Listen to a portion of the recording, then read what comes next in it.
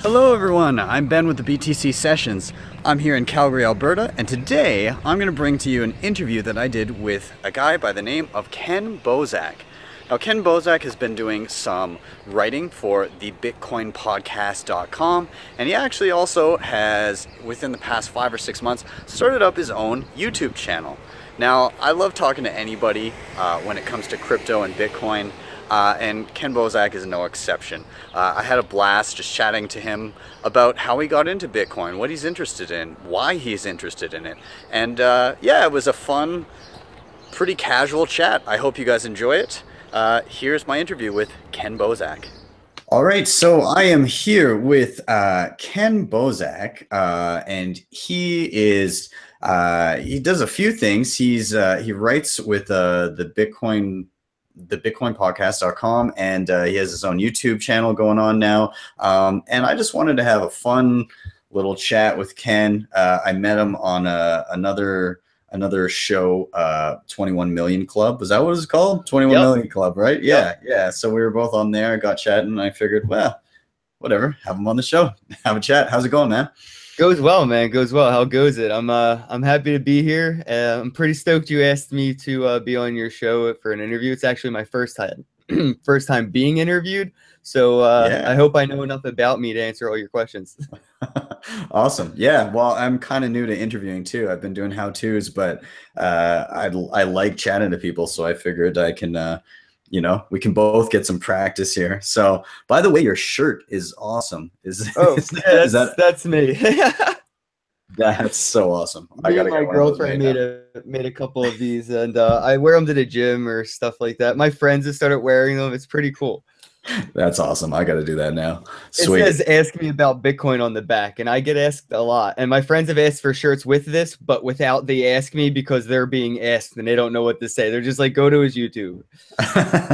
That's awesome. Sweet. All right. Well, I guess let's get started with. Can you tell everybody who you are, what you do? I guess about yourself a little bit. Yeah. Go ahead. All right. Hey, how goes it? I'm Kenn Bosak. Well, I should just say, I guess my day job is cell phone and tablet repair at a store called Quick Fix in West Berlin, New Jersey. And that's actually where I got my introduction to cryptocurrencies. I was working with somebody who introduced me to cryptocurrencies, and all they did was talk about Bitcoin and the price and that, it's going up. And it never piqued my interest. But once they started to talk about Ethereum and smart contracts and the Internet of Things, and it kind of, that Ethereum clicked, and then I got Bitcoin blockchain technology. I was like, what? Shut up, take my money. I think it was like within 2 days of looking into Bitcoin, I bought a full Bitcoin, and then I wrote an article. It's actually this month. Wow, this is my 1 month year anniversary. May 22nd, I bought my first Bitcoin. Nice, that's awesome. And I wrote an article, and it was titled, "I don't know what a Bitcoin is, but I own one." That's great. That's pretty hilarious. And yeah. I imagine it's been quite the learning curve since then. Yeah, it's been a rabbit hole for sure, man. I started looking into cryptocurrencies, and I stumbled across the BitcoinPodcast.com, and I just fell in love with their content and how they delivered it and made it relatable. And I actually ended up asking them so many questions. I got on a first name basis with the whole crew, and now I'm a part of the team where I write for them. And I'll be honest, I did all this just so I could get early access to all the interviews. like I get the interviews like 2 days before they hit the air, so I get to listen to them early, and then I just write the descriptions on the interviews that they do. And I found channels like Omar, Trevon, yourself, and I got inspired to start my own YouTube channel, not just writing articles. I did the articles because I get nervous on camera, so I kind of keep looking away. But yeah, I get nervous on cam, but I did get inspired by, you know, channels like yours where, you know, I needed help. I was like, how the hell do I do this? How do I do that? And I found your channel and I found other channels like it, and I was like, you know what, even if I can help one person, that's worth the effort. So I started my own channel, and I'm like 5 months into it, and I'm about to hit my first 1,000 subscribers. I'm like 5 away. That's, you know, it honestly, once you hit 1,000, it starts going up exponentially. I found. I hit 1,000 on New Year's Day of this year. And you just And broke 4,000 not too long ago, man. yeah, Congratulations. yeah, thanks, man. It's gonna be 5,000 pretty quick. I'm like 4,600, 40, so almost Already? 47. Wow. Yeah, it starts piling up quick when people start watching, which is I never expected. It's awesome. Like it's super fun to have people commenting and chat with them and everything. And you get to, you know, you're talking to Bitcoiners from around the world, and it's kind of cool to realize that there's people in totally other parts of the planet that are into the same thing, and they're all interested, and you get into some good chats. I'm sure you've already encountered some, but Yeah, yeah, you definitely for sure. I like like obviously my day job is tech support. Like that's all I do for a living, 9 to 5. I'm helping with cell phone repair, data recovery. How do I do this? My email this. So like when it comes to tech support, it's my thing. It's my jam, man. Like it's my comfort zone. When people are like, "Oh, why is this?" or "How do I do that?" I'm like, if I don't already know, oh, dude, I love looking up answers to questions I don't know the answers to, because then like I feel like I'm more knowledge. Like it's all thanks to the person who asked me the question. So I yeah. love when people ask me questions I don't know the answer to, because I'm like, all right, be right back. Didn't know. I didn't even know that. And That's awesome. so I It sounds really like like that part. yeah, it sounds like a natural kind of progression. Like you're already explaining things, tech things to people on a daily basis. So to jump into something like Bitcoin, where not a lot of people know what they're doing, it just seems like something that would have been a natural thing for you. So that's awesome. Yeah, And so for, I migrated from doing things about cell phone repair and stuff like that into Bitcoin. Like, that totally was just a rabbit hole I fell down. I was doing articles on phone repair. I was making videos on how to do glass only repairs on iPhones. So you could just take a piece of $5 glass and try to fix your phone. And Bitcoin just took full control of my spare time. That's all I do. that And after work, it's all Bitcoin. That's crazy. That's awesome. So for your show, have you settled on like a specific format, or do you just hop around between different things? What kind of content are you doing right now? I just finally feel like I nestled into my own. I was doing like random walking, talking videos when I first started, just to like tell people what I thought. And then I kind of got away from that and wanted to be more like how to, or if I ran into something, I was like, all right, well, maybe I should just document this for when somebody asks me a question. I don't have to walk them through and then 30 people later walk them through. I can just be like, watch this video, and that's it. That's why I used to write the articles. I would be like, just read this. And most people don't want to read. So I'm like, all right, I'll make you a video. You don't even have to read this one. But Yeah. so I wanted to get into more like the how-to stuff, and again, like finding videos that I needed for how-to really helped, and I wanted to see if I could. And then there's some that just don't exist right now that I'm looking up, and I'm like, how do I do this? I'm like, well, looks like I got to do the groundwork and make it easier for the next person, and that's what keeps It's me going, like making it easier for people to get into this, because once you do, I feel like your eyes are a little more open. Yeah, yeah, exactly. With anything, it's there's a lot of people that get into it initially, and those people are very well versed in the technology because usually they're the pioneers inventing it. But there needs to be that you need to gap that bridge where people who want to try it, but it seems new and scary, you need to fill that space in for them so that they can see exactly how it's done. A lot of people are very visual learners, and they can't really go through, like you said, they don't want to read about it because a lot of people, their eyes just glaze over. Whereas if they see somebody physically do it, it makes it that much more accessible for them. Yeah, it's a lot. I get it's a lot easier to follow somebody, click, pause, step by step. You won't miss anything, and if anything looks different, you'll see it live. That's why I like doing it. Like when I do some of my videos on like Jack's wallet or something, and something goes wrong, not wrong, but like it just didn't show up, and I'm like, well, I know it's sent, but It's just not updating in the transaction history. Don't worry about it. And then like 5 minutes later, it will update. I'll add that to the video. Like, see, nothing to panic about.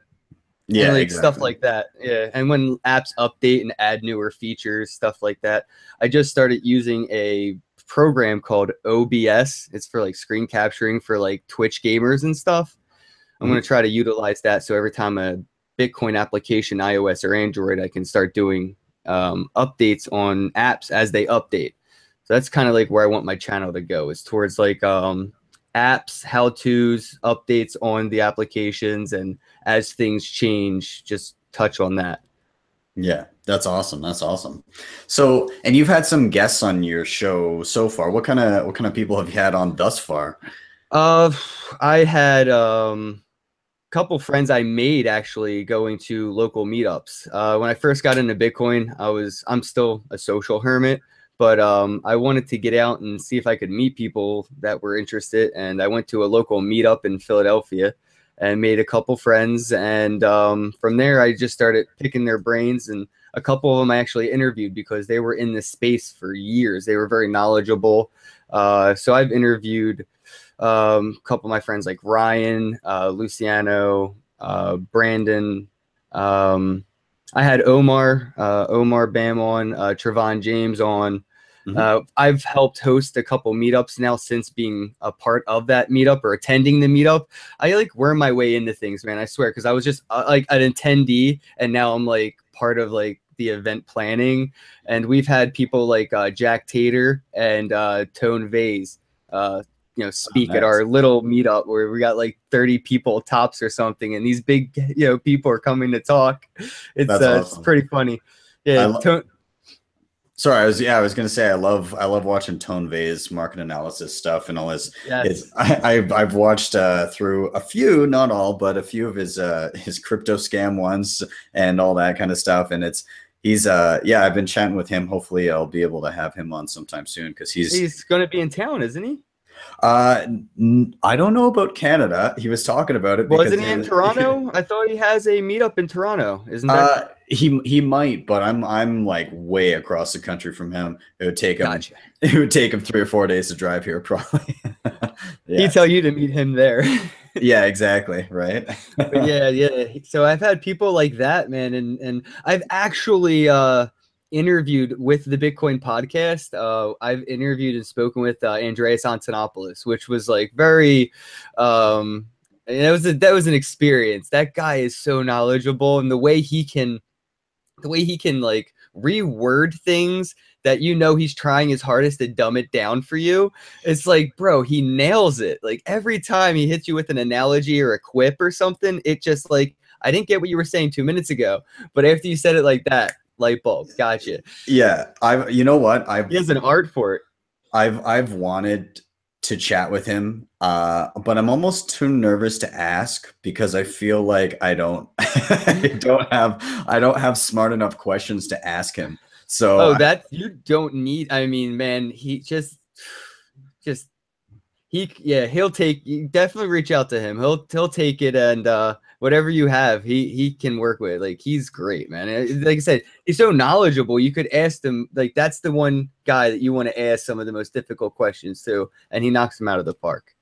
Yeah, he is one of the people that I watched in the very beginning, and he, I looked up a lot of stuff and I understood Bitcoin, but after watching his stuff, it really solidified a lot of concepts in my mind that I was a little fuzzy on. And just a general, from an overarching kind of concept, just like the concepts behind Bitcoin are what he really nails out of the park too. Just really getting you to understand the implications of everything is what I find he's fantastic at. Right. Yeah, I'm no expert by any means. When people ask me like, what is Bitcoin? I'm like, that is not what I am here for. I am not here to tell you what is Bitcoin or under the hood. I'm not here to explain Bitcoin's transmission. I'm here to explain, like, once you got Bitcoin, what you can do with it, what it enables you to do, what options it opens for you now that you're in this world. That's what I'm here for. Yeah, I think people like that his way. Yeah, I think down the line, that's kind of what's going to be next, because right now, the internet has been around for how long?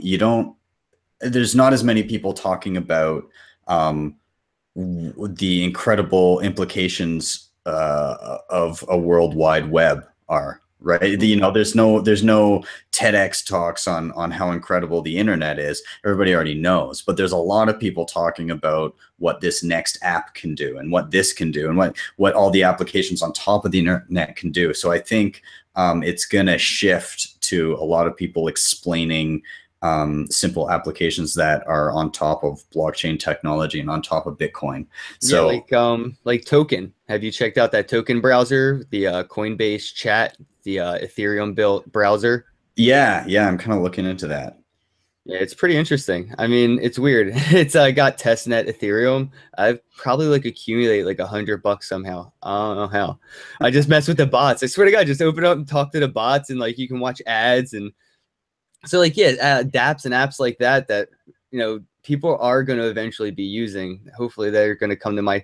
It's so funny because like my channel gets no traffic right now, but it's like I know in like a year or two everyone's going to be using Bitcoin. If not everybody, a lot more people. So like the traffic will come, but the content will already be there for when my cousins and friends keep asking me the questions.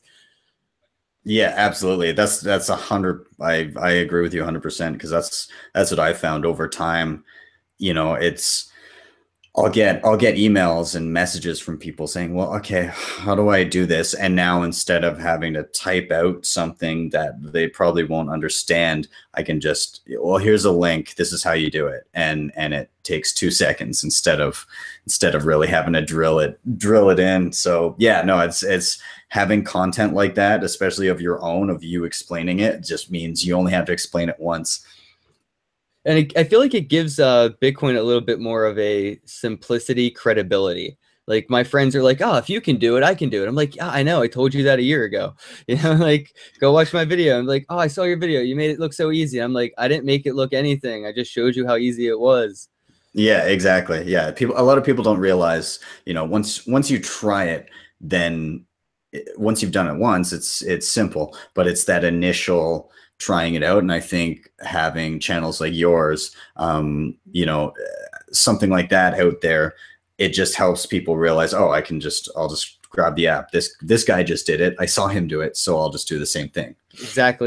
That's why I like the Bitcoin podcast so much. When I first got into the space, the way that they would explain things and the way they would talk about things, it really just like made it seem to me like not so scary, and Yeah. made it like relatable. And I was like, you know what, I can put my money into here. I can figure this out, and I did. And I'm so thankful that I was either dumb enough to try this or smart enough to try this. I haven't figured that out exactly yet. I guess we'll find out in a few years, eh? Yeah, exactly. We're all gonna find out. I mean, they don't call it an experiment for nothing, man. Yeah, exactly. I mean, I made my peace a long time ago, Yep, that I was just gonna ride this out and be a part of it. And also I feel like the knowledge that you gain from trying this kind of stuff out is invaluable. Yeah, for sure. if Bitcoin were to crash and burn down the line, that would be super unfortunate, and I don't see that happening. But should that happen, the technology behind it is still there, and anybody that's in the space, regardless of how much money they would lose if Bitcoin were to fail, the knowledge that they have gives them insight down the line when the inevitable changes come, when something new comes along, all of a sudden you've got this insight going, okay, well, yeah, this, I already know about this, I can jump right in. Whereas people who didn't touch it, they're still going to be just as much in the dark, and they're just as likely to miss the boat again. Yeah, exactly. I have made peace with the fact that I had nothing to start with before I got into Bitcoin. I didn't care about money, period. I was like paycheck to paycheck, just spending all my money before I got more money. I didn't really care about money, period, until Bitcoin, or like Ethereum, things like cryptocurrencies. I'm kind of like against banks and against the Federal Reserve before it even before Bitcoin was even mentioned, I was like, I Yeah. hate banks. I hate the Federal Reserve. It's such a scam, that whole thing. And then somebody mentioned it, you're not stuck with that one option. And I was like, what do you mean? Like, there's Bitcoin. It's a current, like, oh, so like once I found out that I could choose between currencies and it wasn't just the USD, it was, there's not just Bitcoin either. There's other cryptocurrencies. It was like, yo, a whole new world opened for me. Yeah, yeah, absolutely. Like it is eye-opening, and there's a lot to be learned from the space. And I think one of the most interesting things is that people, when they get into Bitcoin, it makes them ask the question, what is money? Yep. And that in itself takes you down a whole rabbit hole, because all of a sudden you're learning about how your money works, or rather how maybe your money doesn't work. Did you And watch that movie, The End of Money as We Know It? sure did. It's a good one. Yeah, that movie that was it for me, man. I think that was the night I bought Bitcoin, was after watching that. And I was like, I'm not a tinfoil hat wearing conspiracy theorist by any means, but I kind of could see money for what it was. You know what I mean? Like, everything costs more. I'm worth less. I don't like any of this. And then that movie just like solidified all of that. And I was like, all right, so I'm not alone in these weird thoughts. I keep them myself, and there's a whole community that's prepared for this. Awesome. I'm joining you. Yeah, absolutely. It opens your eyes to the faults in the current system. And I mean, Bitcoin by no means is it perfect, but No. it's just a massive step forward. Well, like you said, even if this fails, the next thing, even if it's like government, blockchain, currency, whatever, we're going to be used to all these decibels. So we're going to be used to Satoshis. We're going to be used to 24/7, 7 day a week, never turning off trading markets. We're used to this now. Yeah. Yeah. And a lot of people, they'll have to be broken in, right? Yeah, speaking of like trading and stuff, that's something I got into with Bitcoin too. I never thought about buying stocks or trading stocks or anything like that. And then I got into Bitcoin. I started playing around on Poloniex and stuff like that. And that actually got me interested in the traditional stock market or whatever. So I was like, all right, let me see about TD Ameritrade and other apps. And yeah, they're ripoffs, dude. $10 a trade. Like, there's absolutely no way somebody with my paycheck can make money trading on TD Ameritrade. It's ridiculous. Yeah, it's crazy. Yeah, same idea. I wasn't on the exact same website, but I tried buying stocks here and there, and I was like, well, I could shuffle things around a little bit, and you just get slammed with those. And those are technically, compared to years ago, or depending on how you trade, those trading costs are not even that high. But oh, really? I've never got it. Like I said, this is new to me, so I could imagine. No way. I wouldn't. That's why people don't invest. Right there, that fee is a deterrent. Yeah, it is pretty crazy that, and you don't even, regular people trading, through a broker, or in buying mutual funds and things like that, they don't even realize the fees that are just eating away their wealth. And it just, I think, because there's so many middlemen involved and everybody's trying to take their cut, yeah, it's easy to not realize how much of a cut they're taking, because it may seem, oh, it's only 2% or something here and there. But down the line, that ends up being half of your wealth, right? Like, half of your money is gone, if not more, just I was from, gonna say, if not more, yeah.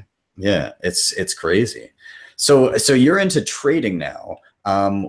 So how long have you been trading for? And you've been on Poloniex, that's right? Yeah, I dabbled when I first got into it, right? Like I said, I got into it around this time last year. So I was just getting into Poloniex just to see what it was like, right around the Dow crash, right? Like, I'm brand new to cryptocurrency, and this Ethereum has this Dow, and then it forks, and it was just a nightmare. So I kind of like got away from trading for a while, and I just started getting back into it maybe a month or so ago, just playing around with bigger money. Just like, I've been watching it, I've been reading about it. It's like a stick shift car. I know how to do it on paper. I never physically tried to drive a stick. So I was like, let me just get behind the wheel of this, trading vehicle and see what I can do.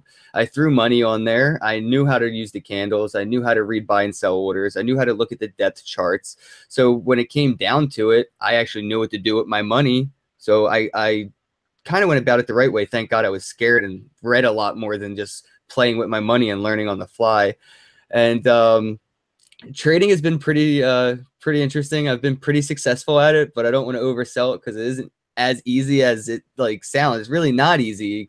I could lose way more. You could just like Poloniex today is crashing left and right. You know, stop losses are being triggered left and right. People are losing money because they can't get on Poloniex.com because it's the site's down. And you know, I'm on that boat with them. I could lose money because the website just goes down. So it isn't that easy. But once you get the hang of it, it's like a third language. You know what I mean? You just get comfortable you know, speaking it in the troll box. You know, you get comfortable looking at the charts, and you see, I'm a nerd when it comes to this stuff. I'm not just looking at the charts. I could really care less about all of it. The money stuff is like a really great side effect of all the stuff I'm actually into, because I'm into Golem as the project. I'm into Ethereum as the project. You know, I'm into the game credits as a project. I'm into all these altcoins that I like to short or like to hold and trade long. I'm into them for the projects. So when I'm reading articles about a wallet coming out, or I'm reading about an ICO might be coming out, I'm like, well, yeah, I could buy now and then sell later. So like, me being interested in what blockchain technology is actually doing physically kind of literally pays off when I apply it to the right places like Poloniex. Yeah, fair enough. Do you ever worry that you're gonna buy some, like, stuff like the DAO, are you worried that you're gonna put money in the wrong place and it'll just disappear? Yeah, I only buy a altcoin here and there if I don't look into it, only if it's like super volatile and I just look, it looks like it could go up 30%, down 40%, up another 50%, whatever. I'll play with those. Like, what is it right now? Like Doge is being ridiculous. So like, there's something's up when Doge is skyrocketing, right? Yeah, I keep saying it's a meme. Like, it's literally the meme of cryptocurrencies. Like, but Doge has brand recognition everywhere, so it's like I can dig it. You know what I mean? It's got its own little icon on Facebook. If you go to make a Facebook group, there's an icon like for Doge for cryptocurrencies, but there's no like Litecoin or Bitcoin icon. Yeah. So, but yeah, so like when you see things like that, you know, it's, you know, the market's volatile. You're going to be risking, you know, your money, but hopefully the reward's right. And you didn't risk more than you were willing to lose, because like, I don't have my rent in Poloniex. I'm sure sometimes I wish I did. I'd be way off. Like, oh my God, yay. But there's other times where I'm like, thank God, because I'd be homeless. So like, I am worried. Yeah. I do see volatile coins and I'll throw money on it, but I'll be honest, I'll never keep more than like half a Bitcoin on any exchange at any point in time. Once I get to half a Bitcoin, I usually end up shorting or just sell, like I call it purging. I'll just purge everything, wait a couple of days, let the market settle down. Even if it's higher, I'll buy back in, but I'm only going to buy back in with like 0.1 or 0.2 Bitcoin and let it ride up again and then pull it back out. Yeah, that's probably, and I mean, at least then you have a limit of how much you could potentially lose. Like you said, you only want to risk what you're willing to lose, because there are no guarantees. And I mean, like you probably have more of an appetite for risk than I do. You know, I have, yeah, I've dabbled here and there, but by and large, I mostly just hold my Bitcoin and sit on it. I've for a little bit, I went into and out of Ethereum Classic, Dash, and Litecoin, but you know, I'd make a bit of money, and then if it started going back down, I'd sell it before I lost anything. I think early on I did lose a little bit of money with ETC, but again, had I held it, I'd be way up. But I think I've comfortably found where I sit as far as risk tolerance goes, and apparently holding Bitcoin is right on that cusp. Yeah. How long have you been in Bitcoin? You've definitely been in longer than I have. I started reading up on it quite a bit well, I watched it. I noticed it initially in early 2013 when it had a run up to $200, or I think the first time I saw it, it was like it was even lower than that. It was like 13 or something. And then wow. And I didn't touch it then. I was like, oh yeah, I should read about this. And then I saw it later at $100 and I was like, oh, I missed the boat. And then later that year at the end of 2013, that's when it went way up over 1,000. And I was like, okay, I need to read this. And I spent a good month after that reading up on it. And I don't think I even bought until shortly after Mount Gox collapsed. But at that point, I had already read enough to understand that it wasn't Bitcoin that was failing. It was just some asshole who didn't take care of people's money, and people put trust in a third party, and that was the problem. It wasn't designed to be used that way. Yeah, But, yeah. Well, I mean, it is and isn't. yeah, I mean, people can use it however they want, but if the whole point of Bitcoin was to not have to trust third parties with your money. And a lot of people left large amounts of money with Mt. Gox, and therein lies the problem, because there's a big honeypot to be attacked, right? Yeah. But I didn't buy until after that. So it was early 2014 that I started buying. And then I've just been riding it ever since. I've never gotten out of it since then. I've sold a little bit, just, if bills came up and I was a little shy, then I'd do that, which I wish I had really tried to scrape by in those times, because I would have been up even more. Yep. But yeah, and now by and large, the only time that I'm spending Bitcoin is if it's for a video, or if it's me buying some, like a ledger or a Trezor. I've got my first Trezor coming this week, and I bought a Bitseed, like a Bitcoin node, because I wanted to play around with that. So I'm gonna make a video on that. Yeah, so it's mostly I spend it on other accessories to secure it and things like that. And yeah, do you spend it? Like, do you just hold I it? use Bitcoin every possible way Bitcoin could be used. I am 100% in. I would get my paycheck in Bitcoin if it worked out fee percentage wise. But what I do is I get my paycheck every week. I buy half Bitcoin, keep the rest of my money half on my paycheck. And my rent just so happens to work out to be that way. So like by the end of the month, if I keep half of every paycheck in USD, I have my rent.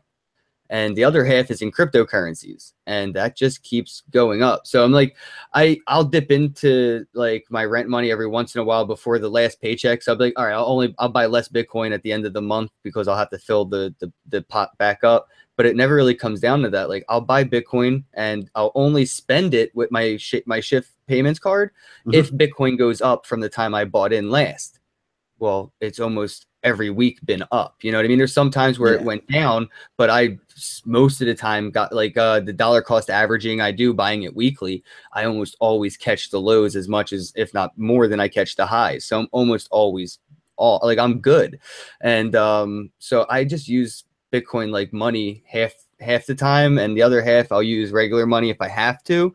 But I do find myself like always pulling out my Shift payments card places. It's and I get asked questions about it. Yeah. And I just made a video on it that's getting like a lot of traffic, which is pretty exciting for my small little channel. But it was how to use like your Shift payment card to spend Bitcoin, Ethereum, and Litecoin all from Coinbase. So you can pick which wallet your swiping comes from. So I started spending Ethereum recently. I was like, I got Ethereum at like under $10, and we see where it's at. So I'm spending some. Like, so I have to, because I don't have any US dollar I could pull from. It's all in crypto.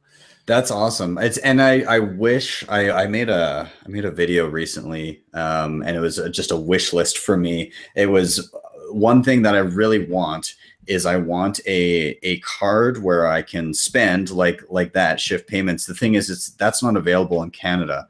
I do have other Visa or MasterCard type cards where you can switch Bitcoin or Dash or whatever into the card, but it immediately it doesn't pull directly from a Bitcoin account. You have to shift it over beforehand and load up the card with the local currency.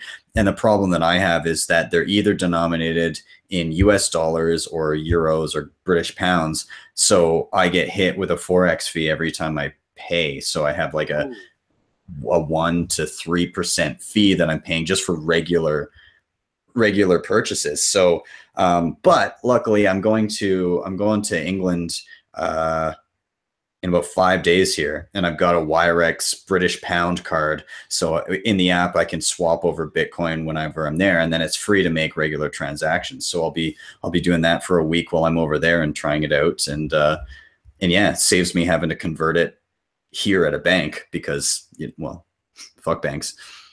Yeah, man. That Wirex pulls from a Bitcoin account. You don't have to sell your Bitcoin and hold it as euros on Wirex. So the way it works is you have in the app you have a Bitcoin wallet, and then you have virtual and physical cards that are linked to the app too. So whenever you want money on your, say, your British pound Mastercard, you just say, "Oh, I wanna flick over 20 pounds worth of Bitcoin onto this card," and the wallet in Wirex knows that your money is already confirmed in the wallet. So as soon as you go and you flick it over, then it's instantly on the card. You don't have to wait for confirmations. So you are converting it to the local currency, but at no, like, you're not paying a massive fee or anything to do it. It's just instant onto your card. Yeah. So I looked a little bit into it, but it's not, that actually isn't available here. So oh, you don't, really? yeah, you can't get shift payments. I can't get Wirex. I looked into it and I actually found a friend willing to send it to me, but I was like, I don't want to make a video on it if all the people and all my friends are here, they're going to be like, how do I do this? And I'm going to have to walk them through the whole get it from a friend in Europe thing. So Yeah, exactly. Yeah, it's good, but I'm waiting for, there's a Canadian company called ShakePay, and actually, again, they've got a US shake dollar pay. card. Yeah. But they have a US dollar card, but they don't have a Canadian card. So I'm I just call them waiting. fake Bitcoin cards or fake crypto cards. I don't even like the fact that I have to swipe it and the business takes, like, I don't like that even. It's just, it's cool. I wish like they would accept it, like, and hold Yeah. it and use it. But again, that might not be in every business's best interest, but I think we're going to see like in Japan where their version or whatever their version Mhm. of Best Buy now accepts cryptocurrencies and holds it and they use it. It's I could see that happening. It's a matter of time. Yeah, I think Japan was a huge one because that's I mean, I know not every person on the street is using it there, but Oh, we've seen. a lot are. Yeah, well, it's gone up quite a bit, but I think things like that happening are gonna push things along pretty quickly. But there's still hurdles to jump through. We still got to make sure that it's usable as an everyday currency because transaction fees are up and everything. That will be dealt with. Segwit. I want Segwit. Give me Segwit. Give me Segwit or give me back fiat, I guess. I'll just go back to the original scam I was in. Yeah. I was used to it. I'll just go back and be a drone again. Yeah. But yeah, I don't follow politics in Bitcoin too much, but I did kind of follow the whole Segwit Bitcoin Unlimited thing. Mhm. Did you follow any of that? Yeah, I've been That was following it. ridiculous. Yeah, I'm still just waiting on. No, it's never gonna happen. As soon as I heard or saw that Bitcoin Unlimited patched one of their like issues with unopened source code, I was like, oh, you just killed yourself. You shot yourself in the foot. Yeah. I don't think there's any chance at this point that Not now. unlimited. Yeah, there's been too many things that have hindered. I think it's just kind of staying where it is right now. Right now, it's just a stalemate, right? Because Well, there's. Litecoin's already going that route, and we saw where the users and where they stand. They want Segwit. Look at the price of Litecoin. Litecoin got Segwit. Users came to Litecoin, and Yeah. hopefully Litecoin. Over at the Bitcoin podcast, we interviewed Charlie Lee, the creator of Litecoin, and he had some great things to say about their future that really excited me. And yeah, so I'm excited for Litecoin and Segwit and Lightning Network and all that, and them experimenting on behalf of Bitcoin. So once that's all got the thumbs up on the Litecoin side, Bitcoin can just flip the switch and Yeah. I think it's great because if everything goes well with Litecoin and you can see that things are working as everybody's been saying that they're going to work, that could be a catalyst to have it activated on Bitcoin. Now, I know that there'll still be resistance, but I think by and large if that goes well, then it's just that much more of a push to get it activated. So I mean, I'm a patient person. I know a lot of it's easy, and Well, I do. you've been in this for a while. Like you said, you saw the crash of Mount Gox, and here you are, man. Not too many people would be where you're at after that. They were like, "Oh, I'm done with this." So I could see how your patience is paying off, literally.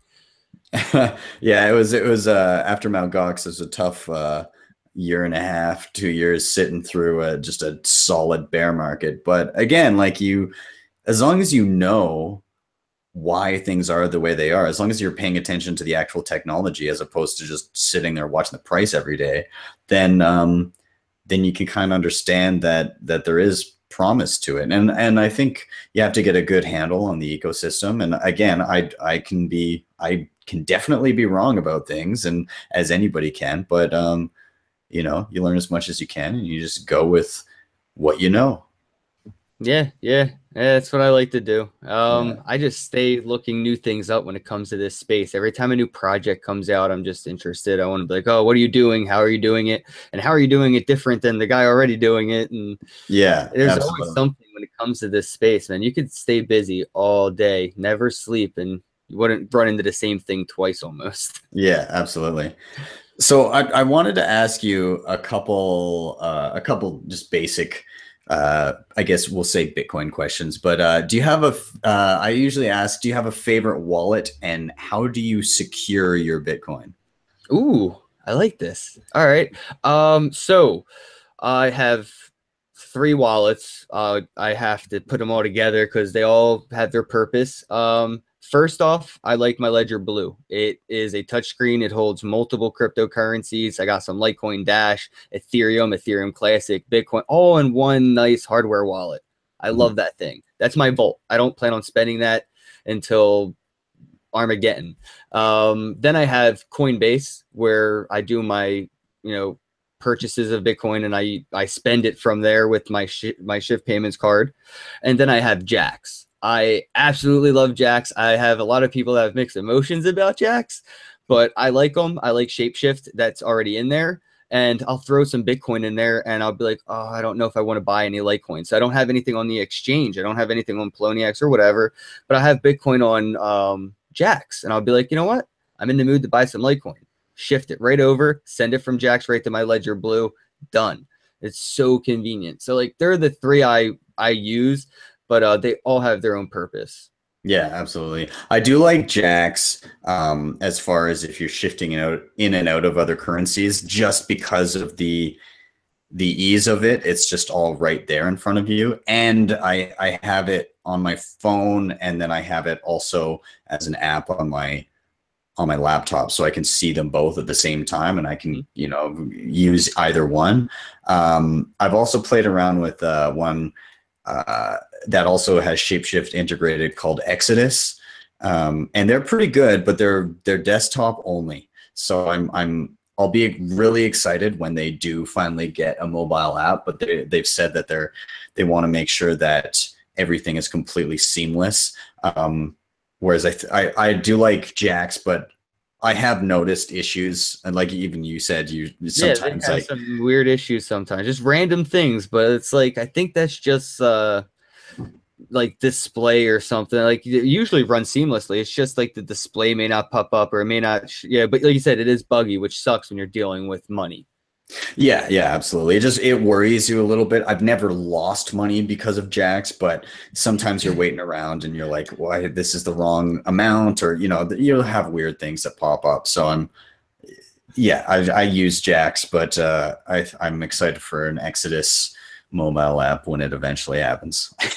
I have hopes for the Ledger Blue and being open source, and hopefully somebody like Jax or Exodus or somebody makes a application software wallet for their hardware platform, because that'd be pretty clutch to have Shapeshift built into the hardware wallet, so I can just plug it into my computer and shift coins between the wallets on the hardware wallet. Yeah, yeah. And actually, you know what? The one does. It's Keep Key. And I've got a Keep Key. I did a video on them a while back, but they do allow you to shift within the wallet. They have shapeshift integration. I'd say the user interface could use some work. Like it's not um, like Jax is nice to look at, and so is Exodus. But Keep Key is still it's just functional. Like it works, but Like it's bare not. bones. Yeah, it's pretty bare bones. There's nothing pretty to look at. So I think that's the next step for them. But the device itself is beautiful. It looks really nice. So yeah. I spent way too much on that wallet to look at another wallet. That's why I haven't looked into others yet. I dropped a pretty penny on pre-ordering that thing just so I could have it. And it was worth it, but it did take me out of the market on looking at other wallets in general. But I'm back in it because obviously I had the channel, have to do unboxings and reviews on things. And I actually didn't know that there was another wallet that had Shapeshift in it. So my ledger may eventually go out to pasture because that would add a lot of use case for me. Yeah, yeah, absolutely. And I'm always keeping my eye open for new things to try out. Sometimes I feel like I'm not hard enough on the products that I review, but I try to just keep it to this is how it works or how it's supposed to work. If there's a major problem, then I'll say it, but I'll just do a quick. This is what happens when you do this. But yeah. I throw my girlfriend at a wolves sometimes. I'm like, here, play with this app or play with this wallet, or you know what I mean? Like, check out this website for Bitcoin or something. And I'll have her just write down some questions she had, and I'll be like, nailed it. And so just a little word of advice, maybe have your missus or one of your friends that don't do any crypto be like, here, check this out. Let me know what questions you have. That way you can relate it. Because I do find myself being a little, I don't know how to say it, like I'm certain levels down the rabbit hole biased. Like when people ask me a question, I'm just like, that's such a duh. Like, oh, should I like share my private key so people can send me money? I just want to be like, no, duh. But like, honestly, the first day into Bitcoin, I asked the same damn question. I was like, hey, which address of these can I share? And I think I took a screenshot of my Jax wallet. Like, you know how it shows the QR code and everything already like on the main screen. I took a screenshot of it. And I like went into my like history, deleted the picture, like deleted the cache, went into like my cloud, deleted my like, because I thought that screenshot was the private key. So I went through extra steps to make sure that photo never stayed on a cloud anywhere or on like the trash of a cloud because I have automatic backup. And it was all for nothing because I didn't know what I was screenshotting and didn't know what a difference between a public address and a private address. So I do find it hard to relate to the first day Bitcoiners sometimes, only because it's like, it's almost like a hint of arrogance. Like, how didn't you know that? And I'm like, I got to stop that because it's like, it's not very common sensey. This is all kind of complex. Well, yeah, and it's easy to forget like when you've been using it, even if like you're already a tech savvy person as it is. So you getting into something like this, you probably pick it up relatively quickly, and then not only that, but once you've been in Bitcoin for a while, a lot of those very, very basic questions, it's easy to forget how much you need to explain things. And I'm definitely guilty of, even in some of my newer videos, I'll be explaining something and I'll just gloss over something that I'm like, oh yeah, this is, you just tap on the QR code to get your address and then you paste it in here. And that's like too quick for people already, because if you're brand new, you have no idea what I've just said.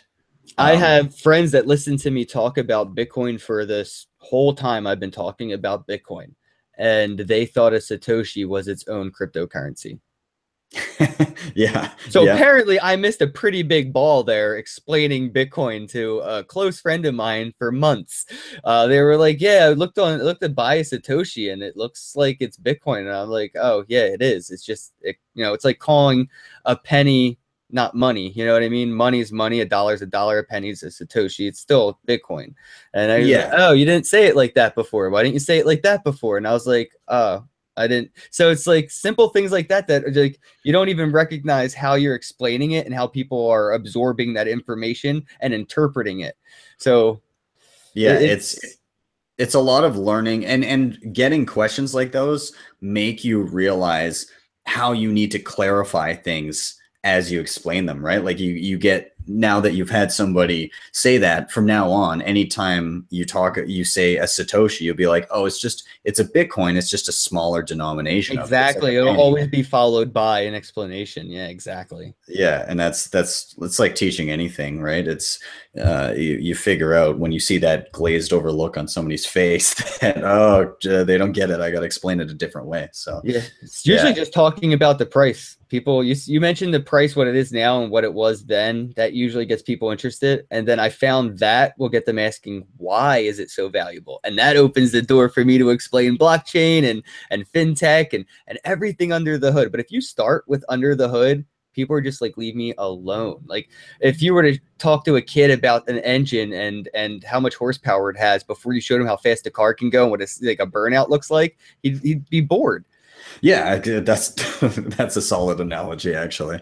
Yeah, no, that's I can't agree more. Like people, it's usually the price that get people interested because they see dollar signs, but then you dive into it. It was same with me. I saw it go up over 1,000. I was like, what in the hell is going on? And I had to read about it. But I think that's going to be the thing. Like if it's successful, it will continue to go up in value, and that just attracts more and more eyeballs. And eventually, it won't be this strange thing. People will just know what it is. But for right now, they definitely need people explaining how to use it and what it is. So yeah. So I was gonna close out here because I don't want this to go on for too long, but I usually try and finish with something along this line of questioning here.